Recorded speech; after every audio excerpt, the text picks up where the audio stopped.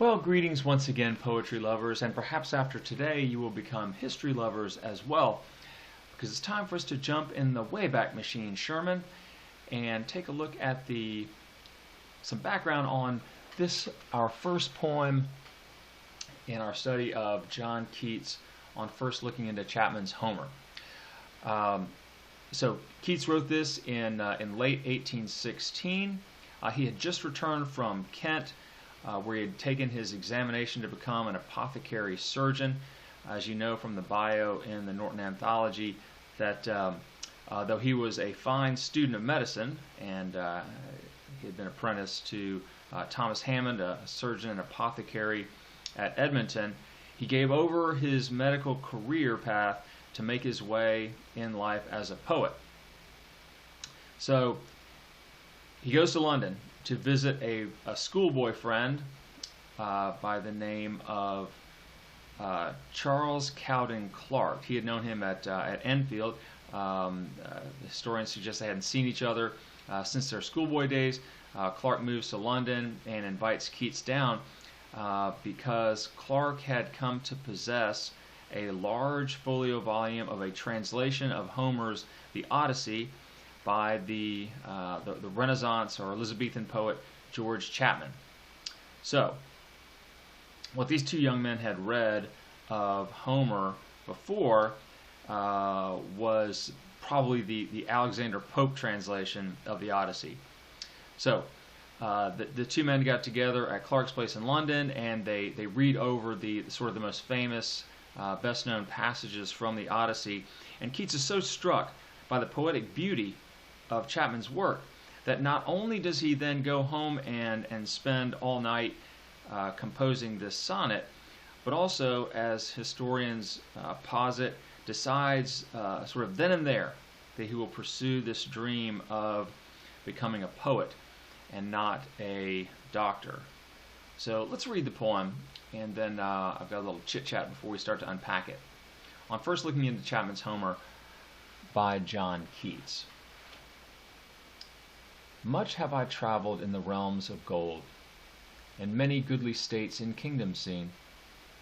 Round many western islands have I been, which bards in fealty to Apollo hold. Oft of one wide expanse had I been told that deep-browed Homer ruled as his domain. Yet did I never breathe its pure serene till I heard Chapman speak out loud and bold. Then felt I like some watcher of the skies when a new planet swims into his ken, or like stout Cortez when with eagle eyes he stared at the Pacific, and all his men looked at each other with a wild surmise, silent upon a peak in Darien.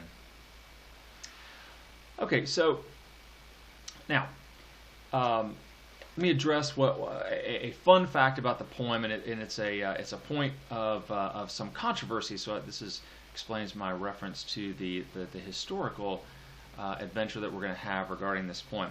So, about 50 years after this poem is published, the English poet Alfred Lord Tennyson writes that it is not Cortez, but Balboa who first saw the Pacific Ocean, that Cortez was never at any time even in Panama, much less on a peak in Darien. And so from this point forward then, people just sort of simply assume that Keats had made a factual blunder. And, okay, so now, but this is not so, okay, at least not according to Charles Zepka, a professor of English at Boston University. So he suggests that given the sources that are available to Keats at the time, that it was not certain whether or not Cortez stood on a peak in Darien himself. But this is not really an issue of the factual quality of it, because if you take a look at the poem's project, then which speaks to a sense of belatedness okay, of discovering something past or beyond the normal of expected time. So here, it's about coming late to the discovery of Homer's poetic beauty, about reconciling in one's own mind someone else's original experience. So a cogent example of this is found in the line, "Yet did I never breathe its pure serene," which was, in the original poem, "Yet never did I know what men could mean." All right, so in other words, Keats says until he read Homer's Greek poetry as Chapman did, presumably Keats doesn't know any Greek, or at least not enough to do a translation, he didn't understand how original, how awesome, and I'm using that term as in awe-inspiring, how awesome must have been Chapman's experience, which he then links, or attempts to link, in the metaphors that he uses via comparisons to an astronomer discovering a new planet, or seeing the Pacific Ocean from an eastern vantage point. Because as you probably know, Europeans had long sought a route to the Far East via a western route. And so Cortez then stands literally and metaphorically as the poster boy for what belatedness is. And Keats's own sense of his belatedness to the pursuit of poetry is made manifest through the sonnet and all of its poetic elements. Okay, so let us then take a look at some of the specific dimensions of the poem. Okay, so we know this is a count lines, one of the 14 lines. We got a sonnet. Oh, by the way, today's Unpacking is brought to you by a delightful little pencil by the Faber-Castell Corporation, the Grip 2001. This is, I don't know if you can see this or not, this is a tri-shaped pencil. And it's got these little grippy dots, which make it a delight to have and to hold. Okay, so let's take a look at the rhyme scheme. So we've got gold as your A line, seen as your B line, been. We're going to go ahead and give that the. Sorry, this is going to bug me. We're going to give it the sort of English pronunciation there of then gold and seen and been, and hold is the A line. Then told is the A line. Domain, I've got to give that a slant B. Then serene, B, and bold is the A. Oh, here we go. So ABBA, ABBA, double envelope quatrain, baby. So we know this is it's got a whiff of the Italian sonnet to it. Let's see what happens later. So skies gets the C, and then Ken gets the D, eyes gets the C, men the D, and surmise a C, and then Darien is the D line. Okay, so ABBA, ABBA, CD, CD, CD. Looks like an Italian sonnet to me.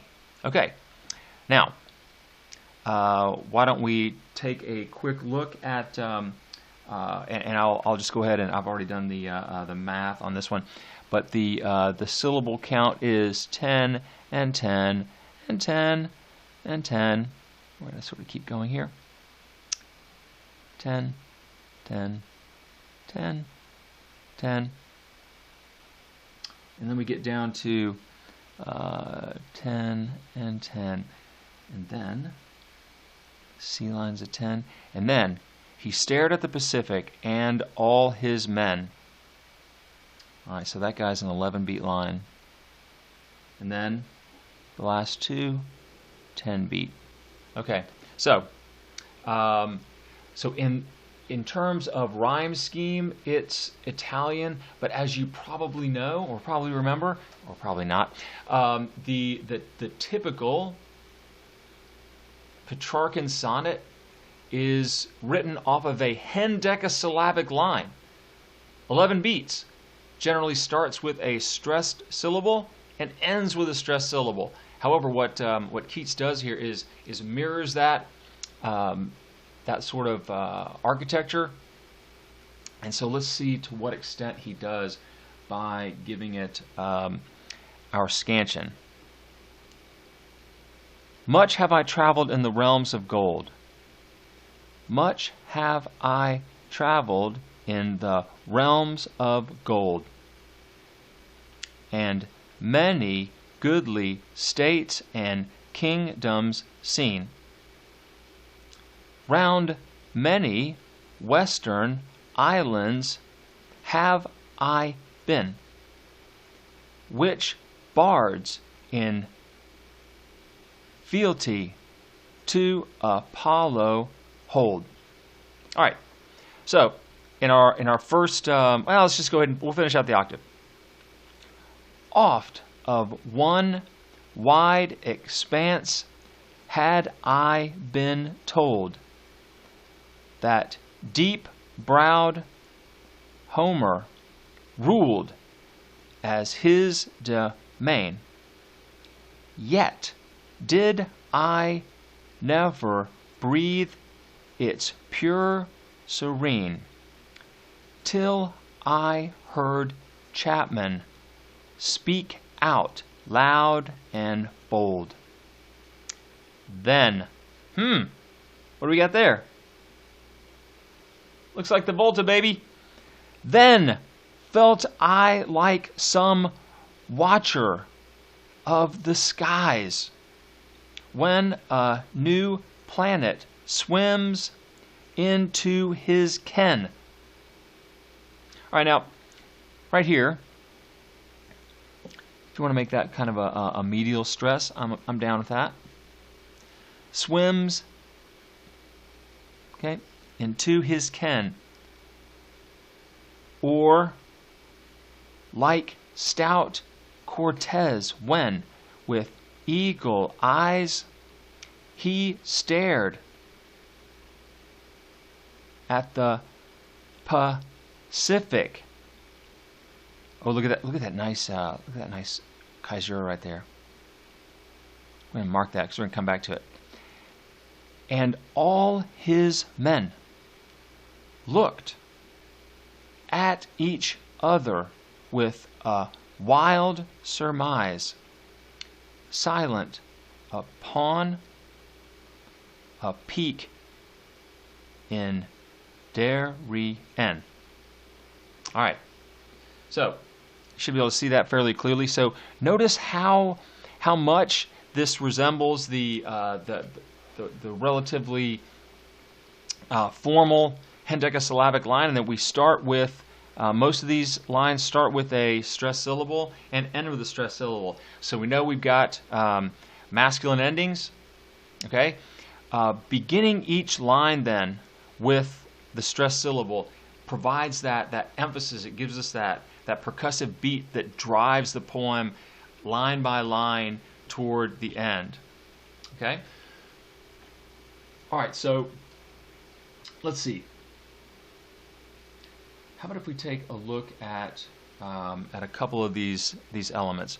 Okay, so as Keats as speaker, much have I traveled in the realms of gold, and many goodly states and kingdoms seen. So this is metaphoric. Okay, the travel that we're talking about is through his reading. Yes, and so through his reading, he has experienced the world. Round many western islands have I been, which bards in fealty to Apollo hold.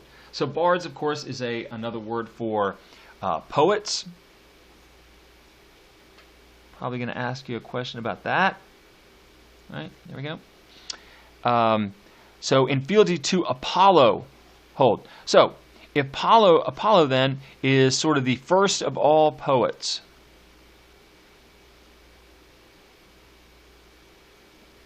Oops. So there we go. First of all, poets. Okay. The the Greek god of poetry. Okay. Which bards in fealty to Apollo hold. So he's speaking of that sort of Mediterranean region, right, where that Homer's writing about. Oft of one wide expanse had I been told. All right, so this is passive, okay? So the experience that he's talking about is metaphoric, but he's still passively experiencing this through his reading. And he makes it, he sort of drives this point home by saying, had I been told that deep-browed Homer, all right, so Homer, of course, is the author of the Odyssey, ruled as his domain. So this is, your note tells you that this is the realm or feudal possession. Okay, so Homer knew this area well, had written a lot about it, this sort of thing, obviously, through his epic poetry. Yet, okay, so here you have a turning. So I posited earlier that the Volta is here in this line down in line 9, and we generally know that in an Italian sonnet, this is where the turn in logic occurs. Okay, but here we have what we're going to call it sort of a baby Volta. I'm just going to put a dot there. It's a turning. Yet did I never breathe its pure serene. You know, so we're talking about this clear, expansive air. Till I heard Chapman speak out loud and bold. You know, I'm gonna adjust my my reading of that, my scansion of it, and I'm giving that conjunction a stress syllable right there. Okay, loud and bold.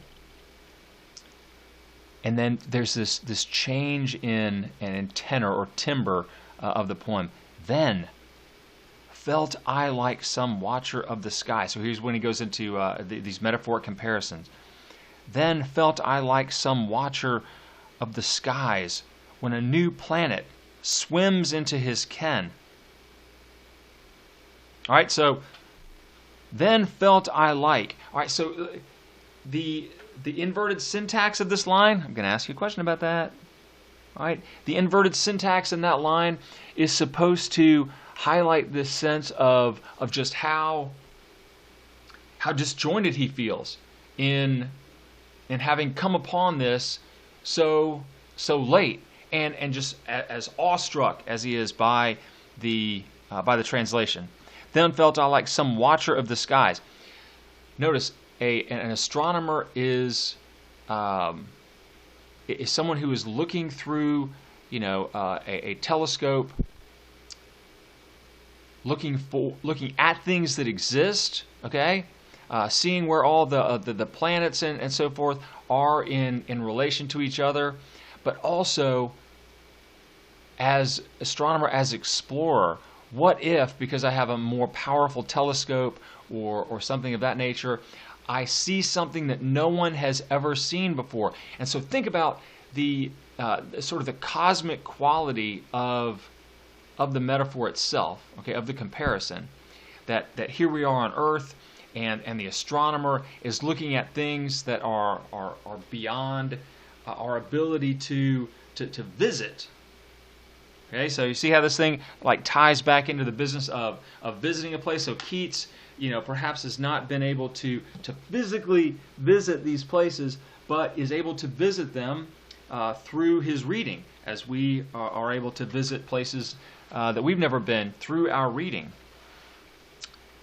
But if when a new planet swims into its ken, so, okay, that makes the planet into something like what? An aquatic creature, a fish of some sort, that makes the vast expanse of space into, right, a large body of water. It makes space like water. It's fluid. Okay? Or, so not satisfied with just this comparison, so notice how sort of abstract in a way it is, the sense of, oh, I see this planet that no one's ever seen before, okay, but I can't really get there, I can't really touch it, it's not tangible, as is what he turns into is this next comparison, okay, by way of the simile, like stout Cortez, when with eagle eyes, right, the idea of the eagle eyes here plays back into the into the business of the astronomer. With eagle eyes, he stared at the Pacific. Notice the marvelous pause here. And all his men looked at each other with a wild surmise, silent upon a peak in Darien. All right, so now why does Keats like offset this element, and all his men looked at each other with a wild surmise? I mean, this is a parenthetical, okay? So there's a couple of ways you could read that. One is that, all right, so if they have, all right, so let's consider what they've actually done here. So it's Cortez marching through the jungle of Panama, okay, and climbing the peak at Darien. So these guys are gassed. They've been fighting their way through the jungle, and have finally reached this summit, and they're looking out. And so the men, let's just say that, yes, what is it what's their wild surmise? I mean, they're going, what in the heck is that body of water doing in that direction? I mean, these are just Cortez's dudes, sailors, okay? And so Cortez sees it, and probably in that moment it's dawning on him the way that the translation of Chapman's Homer dawned on Keats, that, am I seeing what I think I'm seeing here? Is this the Pacific? Is this the ocean that people for however long have been trying to find access to from this direction? It could also be this, that here we are at the top of the hill, and here's our leader Cortez, who's just staring out into the ocean. He's not giving us any commands. He's not urging us forward or whatever. And so either maybe Cortez is enjoying the what has just dawned on him as this marvelous discovery, or just the beauty of the scene before him, and what allowing himself to take a minute to absorb and enjoy just that sublime moment of seeing what it is that he's seeing. Okay, so this may go back to Keats and his ability to, when he's read Chapman's work, Chapman's translation, not only does he say, "Wow, I never heard poetry this beautiful, translated from Homer before," but also all the implications. And as I said earlier, by extension, this is Keats looking perhaps at his own sense of where he's going as a poet, as opposed to an apothecary surgeon or something along those lines. Okay, so I'll ask you a few questions on the quiz about this, but this is one of Keats's most famous poems, and of course, if you have questions, I hope then that you will let me know. All right.